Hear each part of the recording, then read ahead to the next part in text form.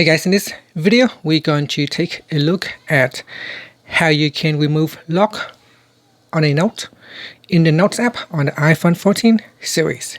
First, let's go back to the home screen by swiping up at the bottom of the screen. And on the home screen or in the app library, open up the Notes app. Next, touch and hold on the note that you want to remove the lock. From the menu, tap on Remove Lock. And that's it. That will allow you to remove the lock. Now, if the note is locked, so here, if I go and lock the note, in order for you to remove the lock, you need to put in a PIN or a password if the phone cannot verify who you are.